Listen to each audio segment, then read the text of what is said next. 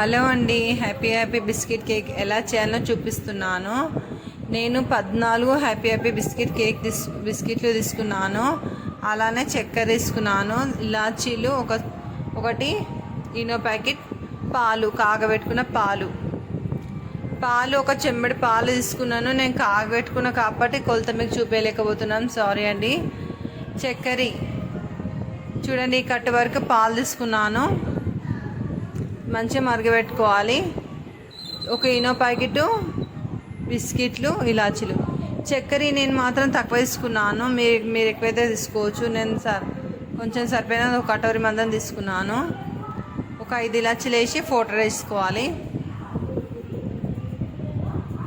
ఈ కేక్ అన్నట్టు చాలా బాగుంటుంది. ఇప్పుడు నేను రైస్ కుక్కర్లో చేసి చూపించాలనుకుంటున్నాను మీకోసం.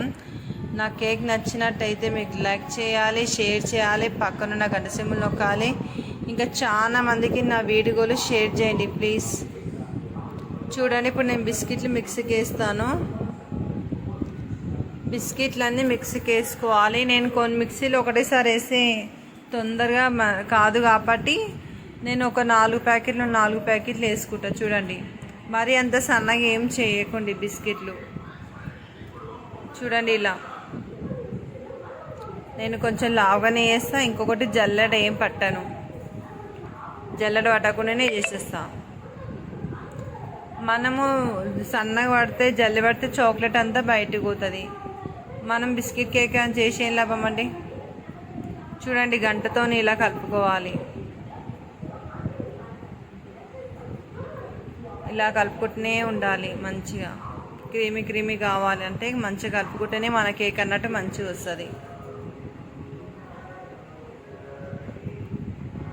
ఇప్పుడు మనం ఇలా కలుపుకున్న తర్వాత ఒక ఈనో ప్యాకెట్ వేసుకోవాలి. ఈనో ప్యాకెట్ వేసుకున్న తర్వాత మంచిగా కలుపుకోవాలి.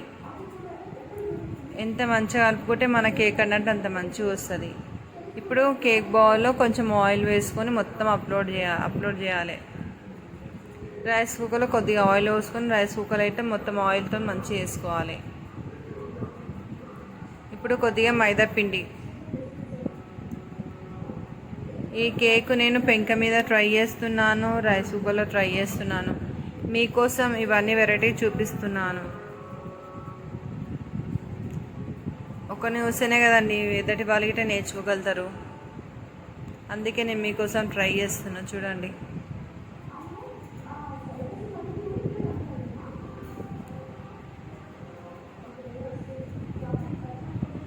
ఓకే అండి. ఇప్పుడు రైస్ కుక్కర్లో మనము పెట్టేసుకుందాం. ఈ కేక్ అన్నట్టు రైస్ కుక్కర్లో పెట్టేసుకుంటే ప్లగ్ పెట్టేసుకుందాం. చూడండి, బటన్ నొక్కేసినాను. మనం రైస్ కుక్కర్లో ఒక 15 నిమిషాలలో మన కేక్ రెడీ అయిపోతుంది. ఓకేనా? అంతవరకు మనం క్యాప్ తీసేయద్దు. 15 నిమిషాలు. ఇప్పుడు పెంక మీద పెంక మంచిగా వేడెక్కిన తర్వాత చూడండి, వేడెక్కిన తర్వాత సాల్ట్ వేసుకోవాలి.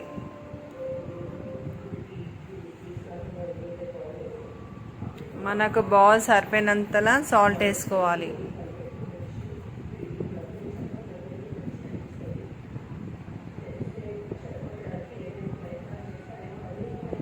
కొంచెం వేడెక్కిన తర్వాత మనము కేక్ బౌల్ పెట్టుకుందాం.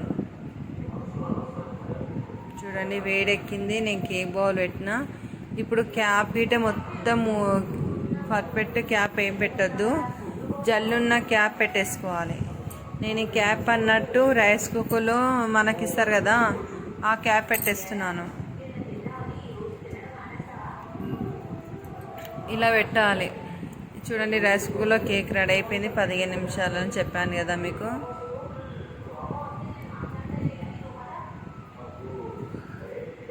ఒక 15 నిమిషాలలో మన కేక్ అన్నట్టు రెడీ అయిపోయింది రైస్ కుక్కర్లో. చాలా అంటే చాలా బాగుంటుంది. ఇంకా కొద్దిగా నీరు ఉంది కాబట్టి ఇంకా కొద్దిగా పెట్టేసుకుందాం. ఇప్పుడు కడాయి పెంక మీద తయారు చేసిన కేక్ వావ్, చూస్తేనే చాలా బాగుంది. ఇంకా మీద పెట్టిన కేక్ అయితే చాలా బాగుంది. ఇది గిట చూడండి, కాలుతుంది, చాలా అంటే చాలా కాలుతుంది.